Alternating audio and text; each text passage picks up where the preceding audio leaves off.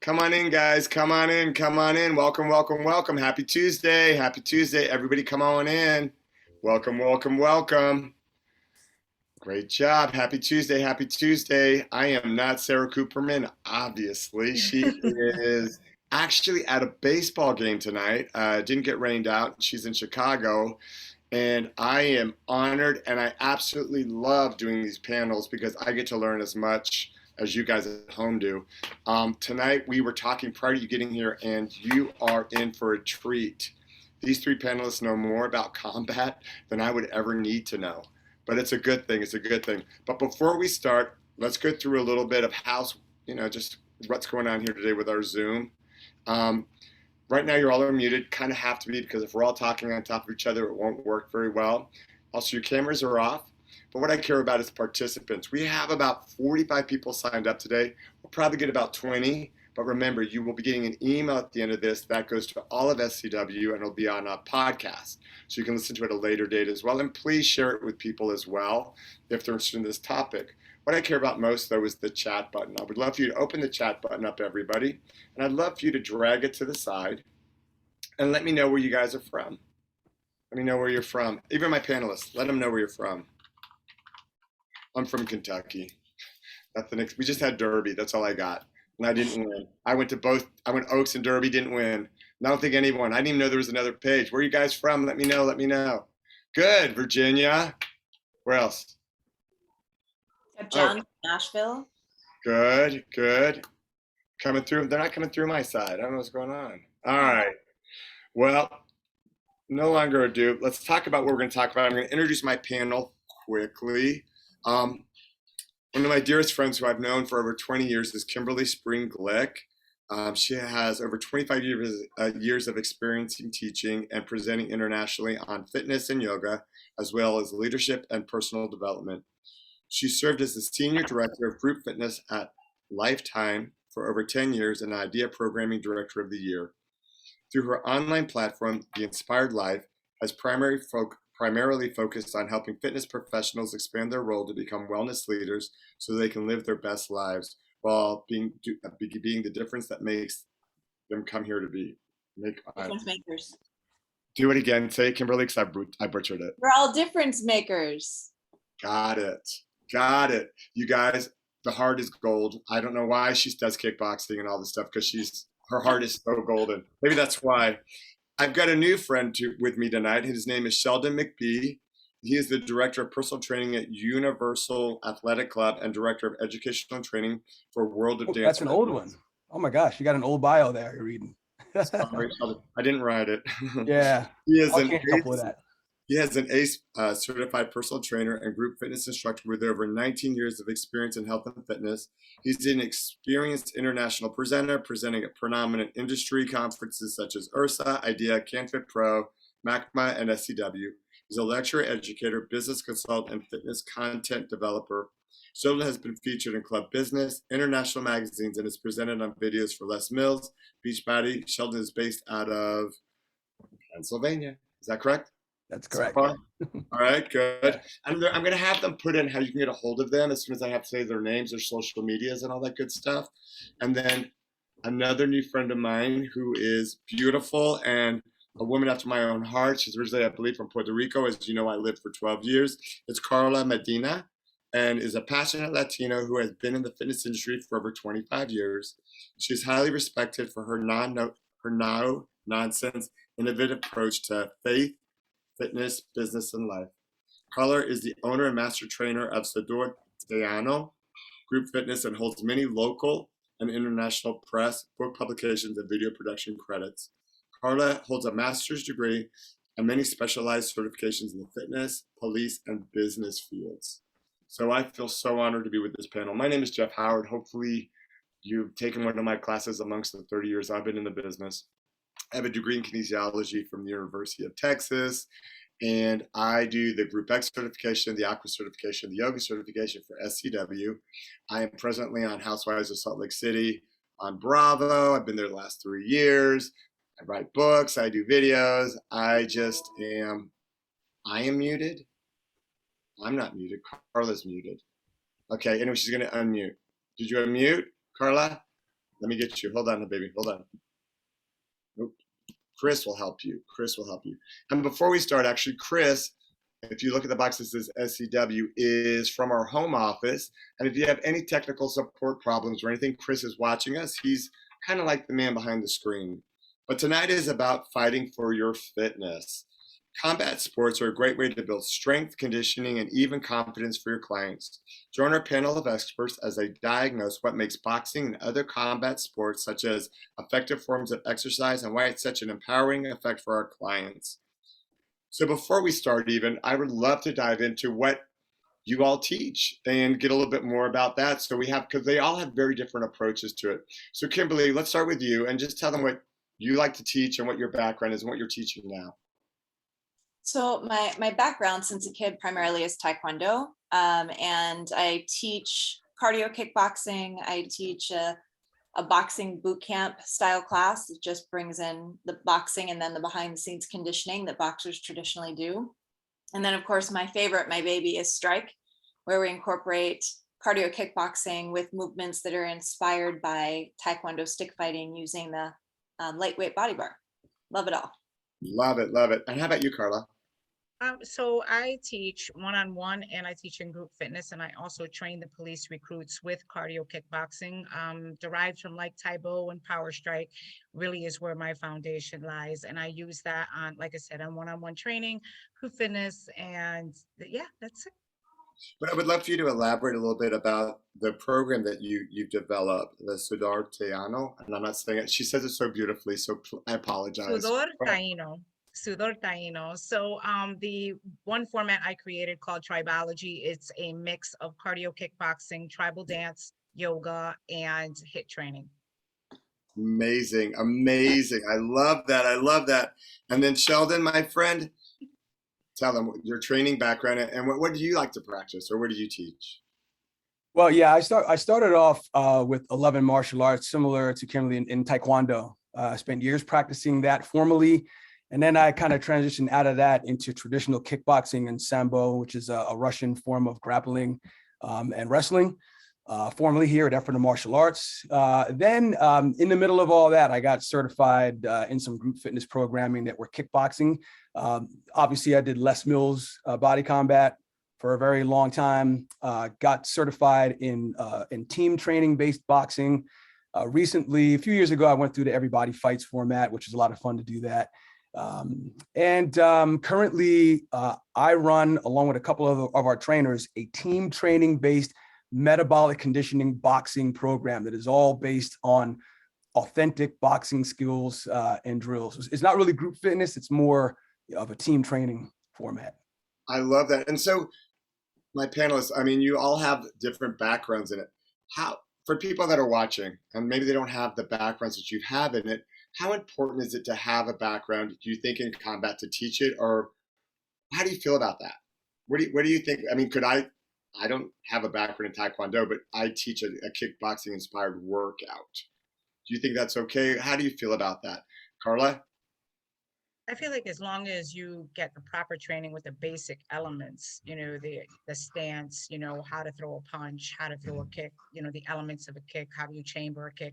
These are all things that basically, if you're teaching it and you don't understand the dynamics and how it actually works, people can get hurt in your class. I love it. Do you want to elaborate a little bit, Sheldon? Yeah, I agree. I mean, first of all, to have a method to really sell that this is going to be good for me and make my life different and better by like training with you, you kind of have to have some level of authenticity and have enough of a knowledge base, as Carlos mentioned, to keep people safe.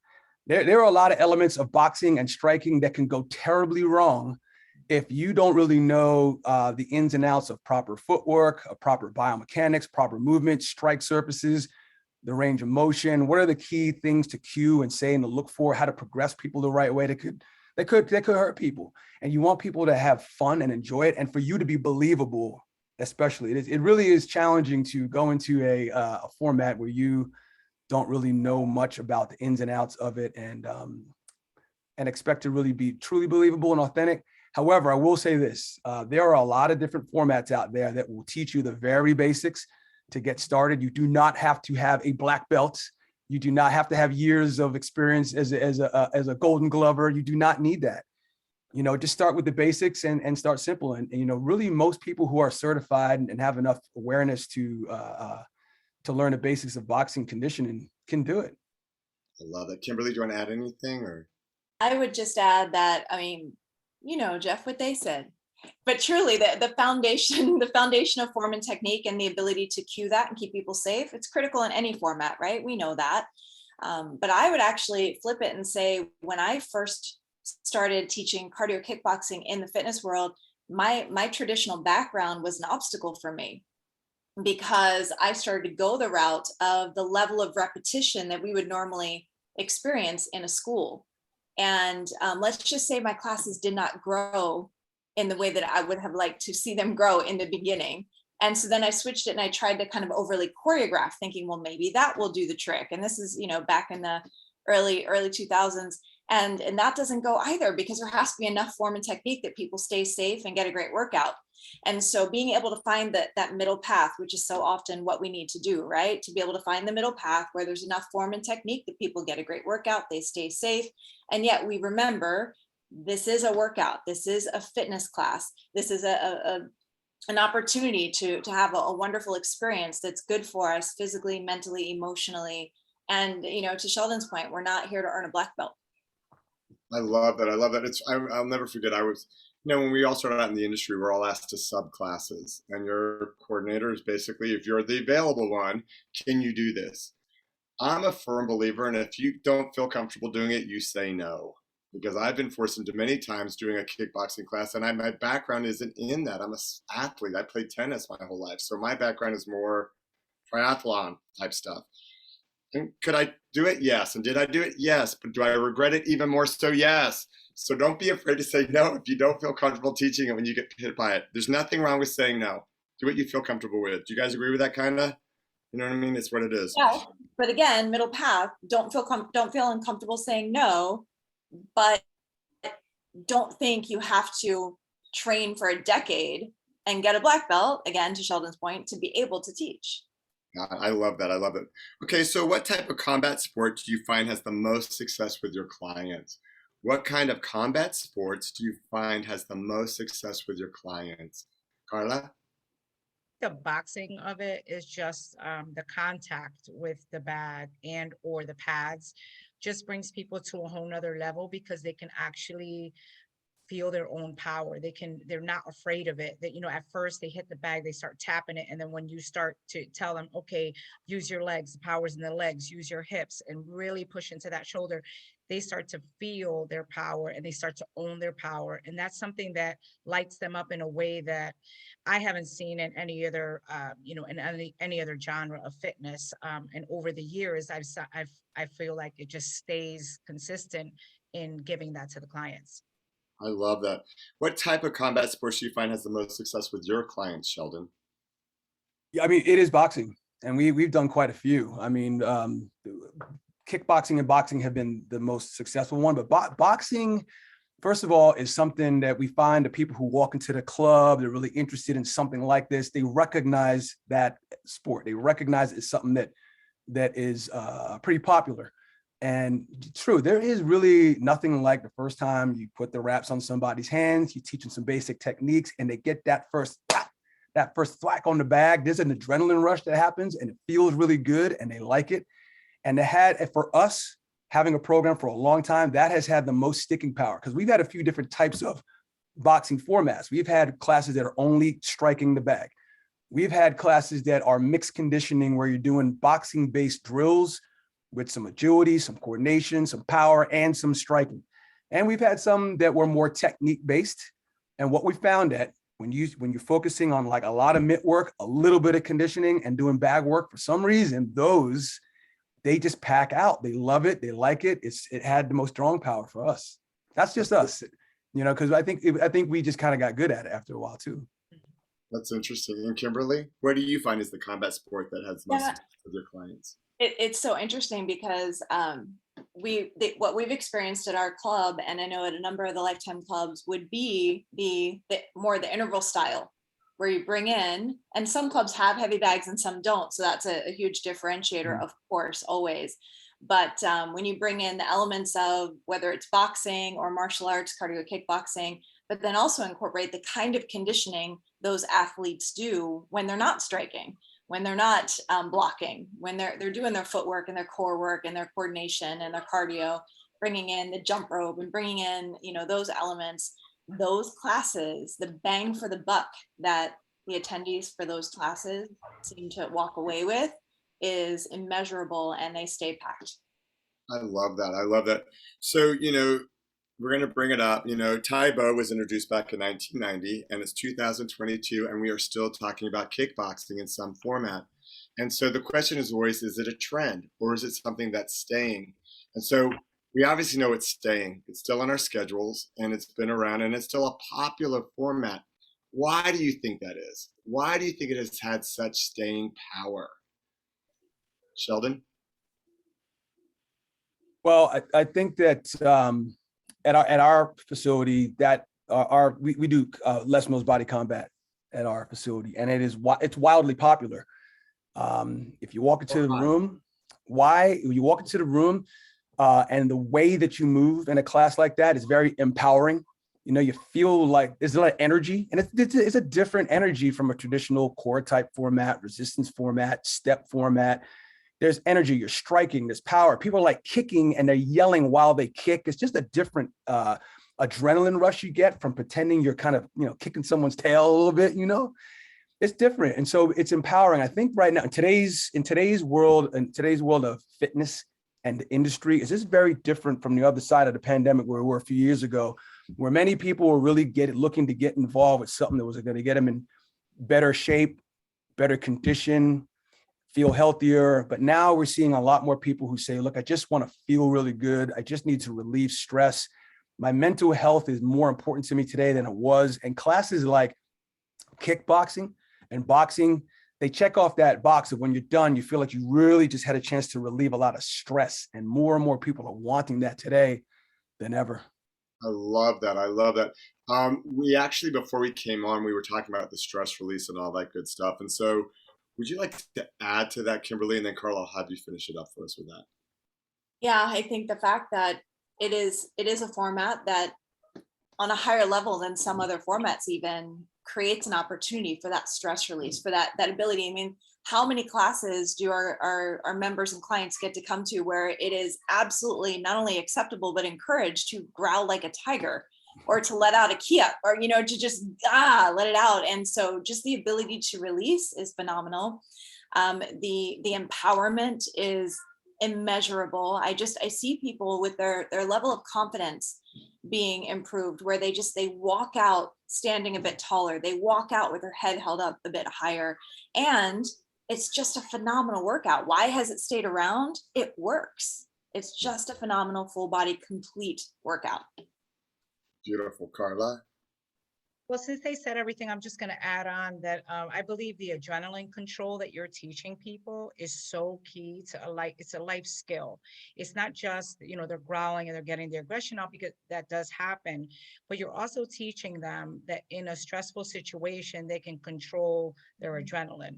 You're going from really high interval like cardio to just a solid punch, and you're just doing it slow and you're concentrating on the form. So for me, teaching them that teaches them almost like a mental agility.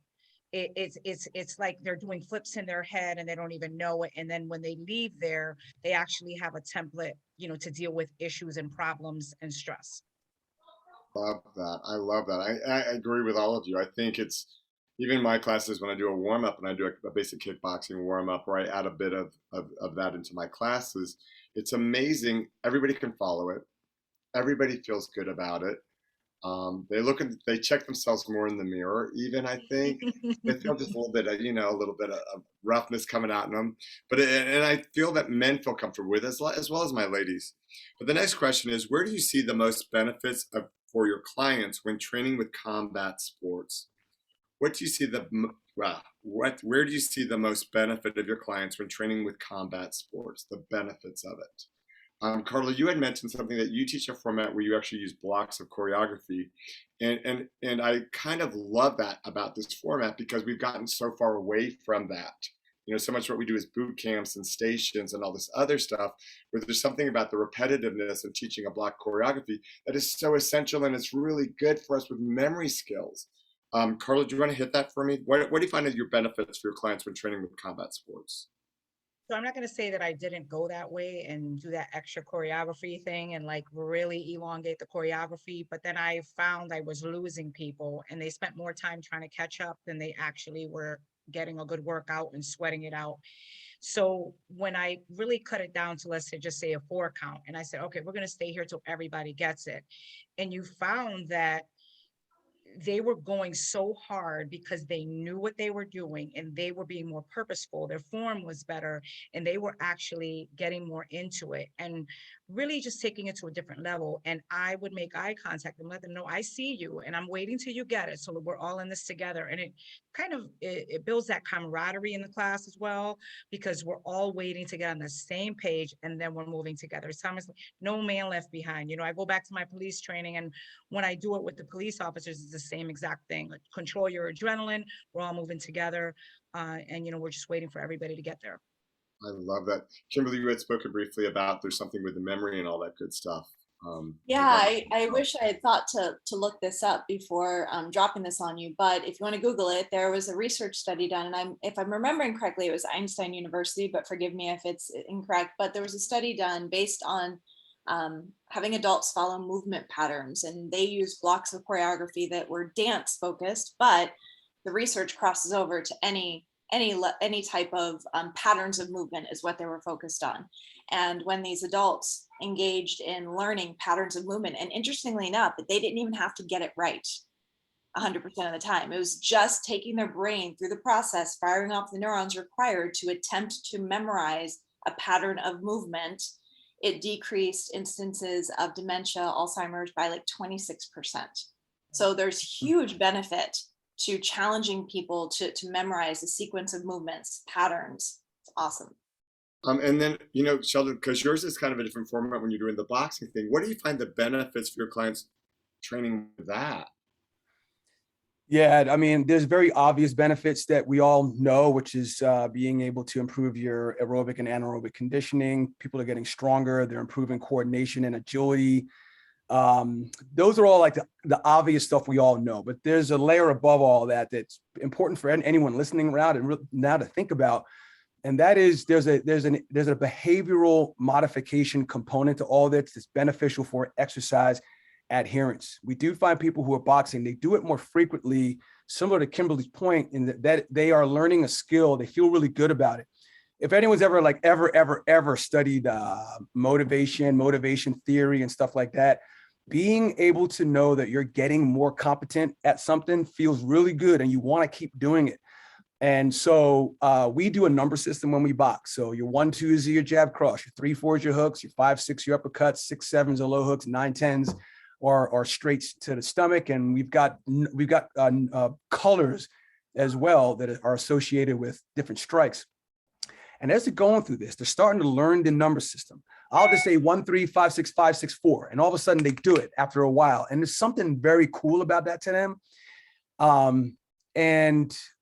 As they're starting to learn more competence, they're starting not to want to miss as often because they feel they want to continue to get good at this skill. They go home, they're telling people about it. And when they're wrapping their hands before the class, they're talking about what's going to happen. They're engaging each other. There's a bit of a team building going on. And what I'm trying to tell you is all in all, that builds exercise adherence. They're just kind of less likely to miss workouts.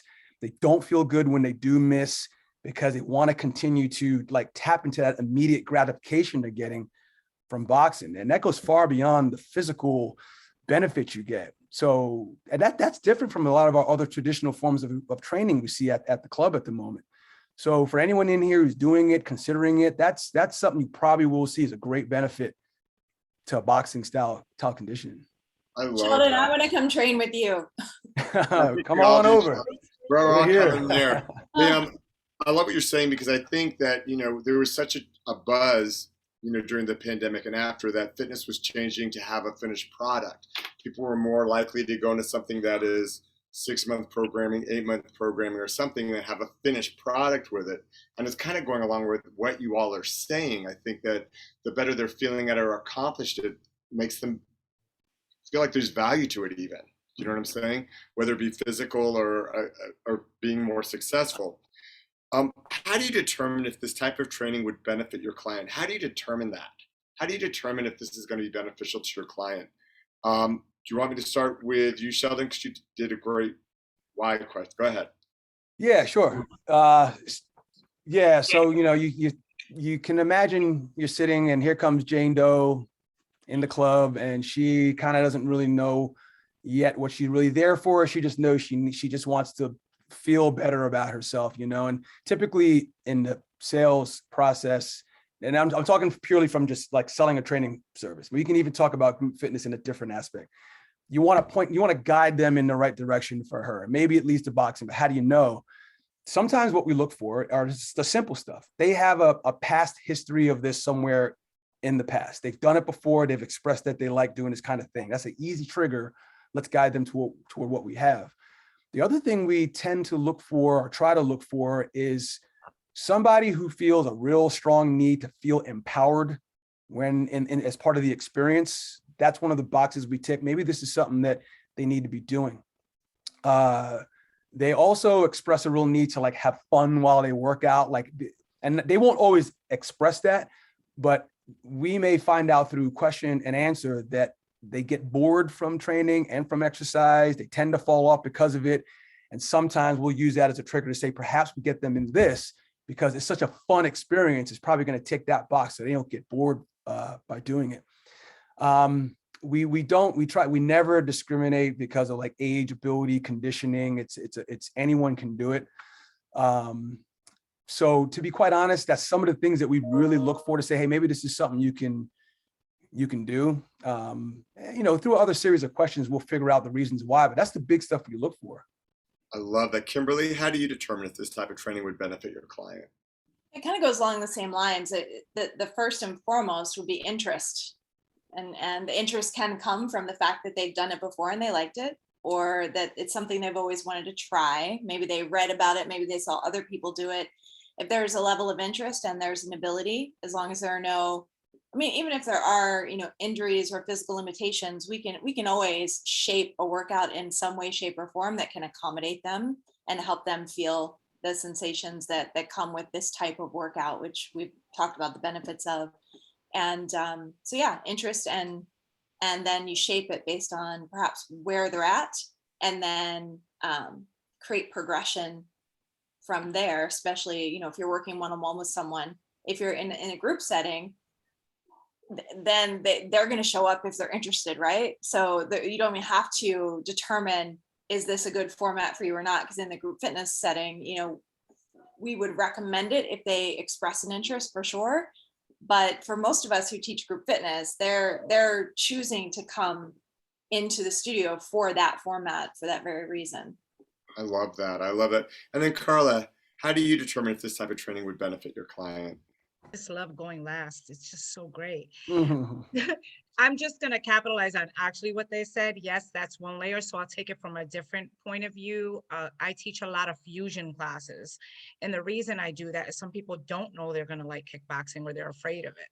Mm-hmm. So I'll teach, I put like a kickbox yoga on my schedule. And the person that loves yoga will be like, well, how much kickboxing? I'm like, oh, like 5 minutes. But it's really like 20. But I'll say it's like 5 minutes just so they can try. I said, the rest is yoga. Let's just take the yoga. You can even walk out if you don't like the kickboxing, but I sneak it in there. And then they're like, well, when's the next kickboxing class coming up? Because they felt something from it. So that's the other way you can kind of discover, yes, there's the usual questions and the interest, but sometimes you have to sneak it in there because, some people have heard, oh, I can't box. I don't know how to do all that. That's too much footwork. And they have all these preconceived notions or following the trends or what, they believe cardio kickboxing is. So I tend to, be a little sneaky when it comes to that. Do you, Carla, because you teach the police department as well with it, do you teach it differently than you do in your other class formats, or how did they approach you about that? Were they looking for a cardiovascular workout? Were they looking for more, do they think it's more masculine because it says, you know? Well, so I'm a retired police sergeant. So basically, I've been teaching at the academy for quite some time. When I merged my two worlds together, it was like a natural, organic flow for me to just, kind of teach there. But they were very traditional, right? Military drills, that type of style. But cardio kickboxing offers such a different dynamic that I said, listen, let's introduce it. We can't go wrong with this. And really the empowering way, like we talked about the adrenaline control, all the other dynamics that it has in it, it was just a hit with everyone. And, like I said, it doesn't discriminate. It goes across all lines, male, female, small, big, large. It doesn't matter. And it makes everybody feel the same and that they can do something. So I teach it in blocks there because it's easier for everyone to catch on. And you do have, believe it or not, you do have some people that enter the academy and never worked out a day in their life. They just happen to pass the agility. So they get there and they don't know, they don't know what side you're coming from. So it just was a natural thing for me to introduce for them because of the benefits. I love that. I love that. You guys don't forget that if you want to ask the panelists any questions, please feel free to write them in as well. I think what we're learning a lot about is that there's an aggression release that people feel, and especially with the pandemic, I think that there's a need for this because it's a healthy release. So I think that there's what I'm learning from that is definitely that's why it's a draw as well. But the question is, how important is form mechanics when training someone new? How important is form and mechanics when training someone new? Carla, let's start with you because I always do you last. All right. So for me, form is key. And, before, we can't move on unless it is established. We're talking about basic form because, again, like we were all saying before, you don't want them to feel like they need an award, to get this form right, that they need to complete 1 through 10 before they move on. And sometimes you don't have time in class to actually get into the nitty gritty. Sometimes I'll approach them before or after, or if I see something that I continually cue and it's not corrected, then I'll approach them after. But as long as they're safe and they have enough room, because some people punch really wild. So you have to say, okay, just don't no jumping while you're actually punching, and then we'll do the jumping jacks later. So you kind of cue them into a safe place. And that really is always works for me, that you just don't call them out, you just cue it out loud so that everybody kind of checks on their own form, and then you move on to the next best thing. I want to take Carla's class too, Kimberly. Are you in? I know, me too. That as well. I want to do that. I want to do tribology. Me too. All right, Kimberly, how important is form and mechanics when training someone new for you? What I usually say to my classes is this, form and technique, mechanics, technique is everything. It's what's going to give you the best possible workout. It is what is going to keep you safe so you can keep coming back and doing it over and over again. That said, I don't care if you punch like Muhammad Ali himself or like my 8-year-old niece. It is irrelevant. As long as, to Carla's point, you are staying safe. We're here to have fun, to feel empowered, to get a great workout. And that's what it's all about. So it is absolutely necessary. You've got to have a strong foundation for it. And yet it needs to support the experience, not overwhelm the experience. Oh God, that's beautifully said. I love that. And then once again, Sheldon, I kind of like to pick your brain a little bit about yours because yours is so boxing based. So do you have them sign up for X amount of time and they start all ground zero and hit it, or are they always being fed into it? Like, how do you do that? Yeah, so everyone's doing the same programming. Everybody. Well, there's 2 different formats. One we did get rid of. We should bring it back, but one was a big circuit, and the circuit would have the primary workout always ready to go. But there was also the same circuit for anyone who was new. For the first week or 2, they did the same patterns, but they were kind of regressed and simple. So they only learned the basics. But as of today, what we try to do is we kind of meet in the middle. We don't want anybody being over taught the skills of boxing, so they end up kind of thinking too much for the rest of the workout. Otherwise, they're going to feel like this is more of a technique experience than a workout. And so we really try to avoid that. So we begin anyone of any level, they're going to work out together. And we always start the workout with just basic skills work. It's just weaved into the workout. So they're moving and they're working on skills at the same time.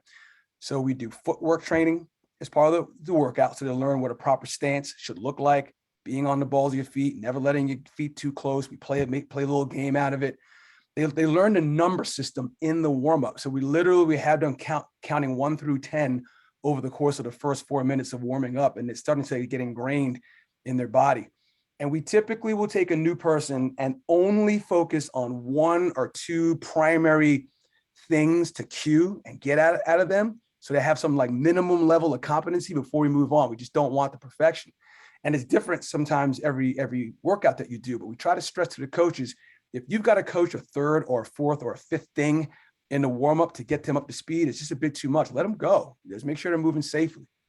And quite often it is just having a really good stance and striking with the right part of their hand with the right range of motion. And usually it comes down to those 2 things. And as the workout progresses, you slowly trickling in some of those key things to improve technique over time is the way we try to approach it. So they don't feel like when they're starting to work out, there's too much to learn. They're just working out, they're enjoying, and they're getting competent over time. And the big thing to know here for everybody is being able to have slow, steady, increased levels of competence. Like I'm actually getting better at this during the class, and each one they do is the biggest thing to get them to come back. It really is. Don't overcoach. I love that. And then I guess, how do we ensure that our clients are as safe as possible? Because this is combat.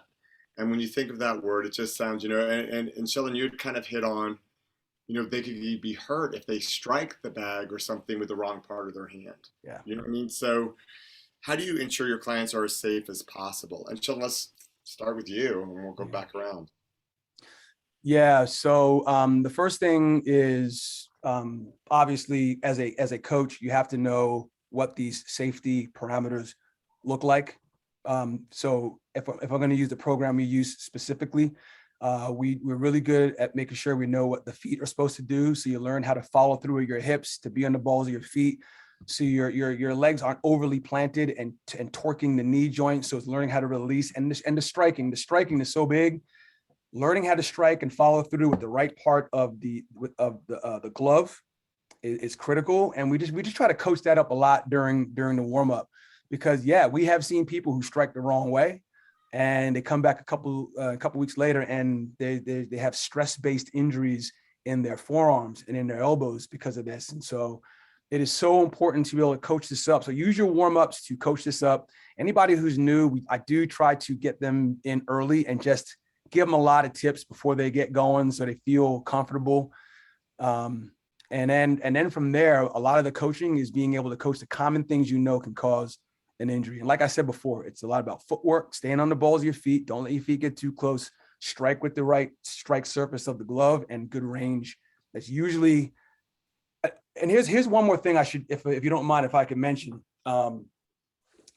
When you're coaching a boxing experience, quite often we do tend to overcoach a lot of the minuscule technical stuff about what the elbow does, where the rotation happens, what the hip does, what the ankle does, but quite often you just have to coach more like how things feel. You have to have them imagine doing something, imagine striking so it feels like this, visualize this happening, and you'll start to see them act more on reflex than overthinking the pattern. That's just external based cueing, so really getting good at that. I really do find helps clean up a lot of the common flaws so they move more safely. All right. Carla, because your format is so different, what do you do to ensure your clients are as safe as possible? And Kimberly, you better be thinking right now and you do some research because you're fast. Go ahead. So for me, I do try before we do hit the pads or hit the bags, I do try to do the warm up, almost air punching, shadow boxing type things so that I can kind of pick out where we're going with this. Because if you see someone that's really off, then what I'll do is I'll take them with me and I'll say, oh, I'm your partner. and you guys go over there and that type of stuff. And then you know who in your classes with the group fitness class, you know who's been there the longest and is more experienced. And I do try to pair up someone that's been there, you know, quite some time with someone who's newer. So then they're acting as my second eyes and ears while I'm trying to go around. So those are the type of things that I do, you know, just to kind of make sure we're all operating on a level that's safe. And then, you know, we're progressing from there. And again, you know, anything that's really unsafe, you know, I always call out and address, you know, like right away. But otherwise, you know, the real like deep technical stuff, you know, that I might not like, it's not that serious. Kimberly, how do you, because yours is more of like a cardio kick, you know what I mean? Sometimes when you're teaching, Yeah. they're as safe as possible. I mean, first things first, in a group setting, to keep people safe is the proper warm up. You want to make sure that what is the warm up is to prepare them for the workout yet to come. So making sure that with you knowing what's coming, with the various bits of rotation and the power you're exerting from the body, getting the body moving in that direction, but without exerting the additional power or the recoil, just starting to bring in the movements of, you know, the rotation, getting onto the balls of the feet, getting into some of the footwork and such. So that you're starting to prepare the body for the workout itself. And then, of course, with the cueing, providing the foundational form and technique that is necessary, and then just being fully present as their coach, so that you are looking around, you're moving around the room and making sure that your cues are coming from what you're seeing, not from what you've rehearsed, but from what you're living in the moment, and then helping people kind of progress in that way. And you know, it's everything that everyone else said. I mean, you can stay safe without overwhelming them with form and technique cues. So give enough form and technique cues to keep them safe throughout the entire workout, and yet don't let it overwhelm them to the point that no matter how well they're doing, they're going to feel like they're doing it wrong. So and then I always want to make sure that they do feel confident in the form and technique before they add power. So that is just one of the general cues I'll give, is no need to add the power that I know you have in you with your body weight and your core strength and all the things, until you feel confident in the form and technique. Focus on that first in a repetitive way, and then we can layer in what's going to continue to give you a better and better workout. I love that. And it's funny, the more we're talking about, the more I'm realizing that, I mean, this format is used in so many different elements. We use it in the water now. We use it in chair classes. It's great for our seniors in chair classes. I mean, it's kind of across the board. So I'm really, you know, I don't know about you guys at home, but I've learned a lot. We basically have 3 minutes left. So I'm going to ask the panel if there's anything left they would like to tie this up with a bow, some helpful tip or ideas. Sheldon, we're going to start with you, my brother. Okay. Yeah, I would say that if you're going to teach this kind of a format, it is really fun and it's worth the time to practice the craft once in a while. You know, go out and maybe there's someone you know in your area who does a bit of authentic boxing or kickboxing, you know, maybe do a few sessions. I'll tell you, it really helped me tremendously to just be able to coach from a place of knowledge when I practice that regularly. There are some really good resources online to tap into to learn about it. I mean, I'm personally a big fan of the Box and Burn stuff. They've got a fantastic content for someone who's just kind of a beginner. I don't know what I'm doing. Follow their stuff, his stuff, because they'll teach you some of the basics to be quite good at it. But that would be my biggest thing. Learn some of those. Practice getting 1% better every day at this, and it really will translate to your coaching. And Sheldon, go ahead and give them your information, how they get a hold of you, and maybe type in also the Box and Burn if you can. Carla, what about you? How would you like to end this evening? I just want to also let anyone who's listening, you know, as instructors, we have a responsibility to make people feel comfortable. So I believe that practicing the modification, let's say you're throwing a front kick and you find that they're hesitant to throw that front kick. If you layer it by starting with a knee strike, then you could say, hey, stay right here. You don't need to come with me, but this is what we're going to do. We're going to layer it. We're just going to go up a notch, but you can stay right here. I find that a lot of people are in that zone where they don't know what their body's going to do. So it takes them a minute to warm up, and you might find that they'll do the knee strikes a couple of times and then they'll let off that kick. So I feel like it's our responsibility to actually help them be comfortable modifying, and then tell them, listen, modify on a good day, amplify on a better day. That's just the way everybody is. You know, I have two back injuries. I have actually 2 surgeries. I have a hip fusion. I have 2 screws in the side, and I tell them all the time, today's a bad day, guys. So I won't be throwing a roundhouse. And if you find those 2 screws on the floor, they're mine. But tomorrow I might be doing it, you know? So, you know, it's just a matter of letting them know it's real. And again, going back to the word that Sheldon was talking about, authentic, being authentic and transparent with them and making them feel comfortable. And then on top of that, you are giving them a fun boxing, cardio kickboxing, dynamic, energetic experience. It's going to explode for you. All right. 2 things, Carla. Go ahead and give them your information, and you've got to type in what you said about, what was it? That thing about amplify. You got to type that in. Modify on a bad day, amplify on a good day. Carla in front of you in the airport security line. You know you're going to be there a while because she's going to beep. And that's a beeping girl ahead of you. My beautiful Kimberly, as always, I would love for you to tie this evening up in a bow. All I have to say beyond thank you for showing up for this. And it's been such an honor and a privilege. You're either here because you teach some form of combat-based, martial arts-based, boxing-based format, or you have an interest perhaps in doing so, or you're at least exploring the space. And we encourage you to continue to explore, to continue to teach if you're already doing so. It really does add to what we're able to offer the community overall. So thank you for being here. Thank you for letting us be part of your day. It means the world. Keep shining. You guys, I'm just saying how I'm so impressed and so always honored to be in such a panel. That's why I always want to fill in for Sarah, because I learned so much from these beautiful people. I don't know about you, but I felt their passion through the Zoom. You guys teach, listen to your clients, get them moving. The hardest thing is getting them into the studio. So make them feel successful. And remember, they take ownership of their bodies. Their bodies, let them take ownership of what feels good to them or not. On that note, next Tuesday, different topic. Please tune in. I want to thank my panelists so much. Kimberly, you know I love you. Carla, I'm a fan. And Sheldon, we are not worthy. Awesome. You see us at Mania, please give us a hug, give us a high five. Let us know you're there. Thanks, everybody. We appreciate you so much. Take care.